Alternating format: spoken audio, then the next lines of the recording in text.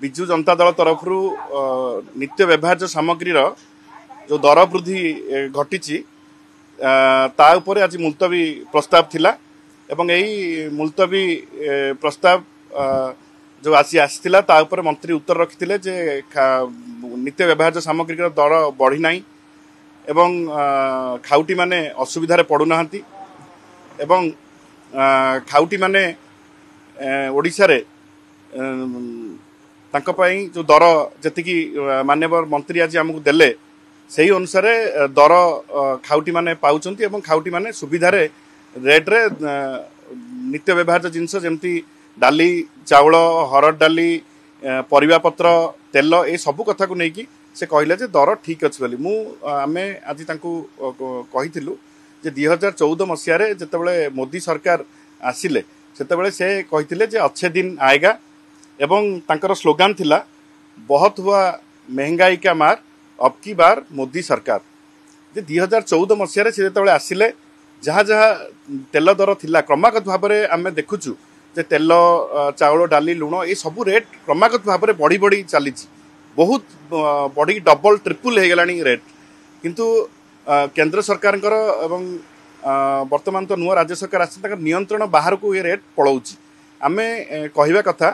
जे जो crude oil price जतबेले barrel पिछा सेतबेले $97 थिला सेतबेले तेल रेट थिला 62 टंका एवं आज जितेबाला क्रूड ऑयल प्राइस रेट खसिकी 80 टंका होती एवं ता पूर्व इवन कि 48 टंका सेतेबेले तेल दर जाकि 100 टंका पहुंची तो सेतेबेले केंद्र मंत्री धर्मेंद्र प्रधान जी थिले पेट्रोलियम मंत्री से ओडिशा सरकार को गोटे परामर्श देथिले जे आपणक सरकार राज्य सरकार चाहिए तांको टैक्स कमई पारिबे एवं पेट्रोल डीजेल दर कमई पारिबे तो आमे आज प्रश्न करूचु आज जितेबाला डबल इंजिन रो सरकार अच्छी राज्य सरकार से जो दर अच्छी पेट्रोल डीजेल दर उपर जो टैक्स राज्य सरकार जो कथा केंद्र मंत्री परामर्श देथिले से माने कमेइबे कि नंबर 1 एवं नंबर 2 जो भली भाव में जीएसटी मुढ़ी चूड़ा गुड़ ठू आरंभ करी जो नित्य व्यवहार्य सामग्री छेना दही ठू आरंभ करी जीएसटी लागू होईची तार इंपैक्ट बहुल भाव में पड़ुची जोथि रेट बहुत बढ़ी विभिन्न आज आप जदि मार्केट को जीवे बीन किलो 250 टंका झुडंग 150 टंका आपण तेल 200 टंका हरड़ डाली 180 टंका एमती रेट जो भाव में बढ़ी ये जीएसटी प्रभाव रू बढ़ी एवं केंद्र सरकार आ ऊपर कौन पदक्षेप नौ ना एवं तृतीय कथा है जे इन्फ्लेशन क्रमागत भाव में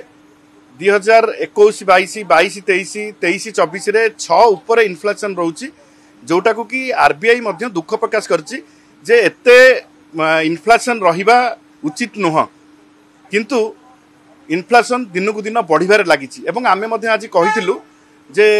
तांकर जो सेंट्रल गवर्नमेंट रो जो संस्था अछि मिनिस्ट्री ऑफ स्टैटिस्टिक्स तार जो सर्वेक्षण से करिछि जे सर्वाधिक भाव में ओडिशा रे इन्फ्लेशन 7.5 ऊपर रहउछि जदियो कि ओडिशा रो जो पाख राज्य गुडाक अछि जमिति झारखंड आंध्र प्रदेश जमिति छत्तीसगढ़ ये गुड़ाक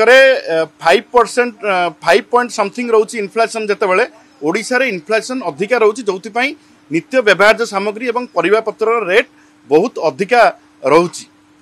एवं रिसेंटली आरबीआई तांको जो रिसेंटली तथ्य देइचंती सेथिरे से क्लियर कट कहिचंती जे हाउस होल्ड सेविंग ओडिशा रे एवं भारत वर्ष रे हाउस होल्ड सेविंग जोटा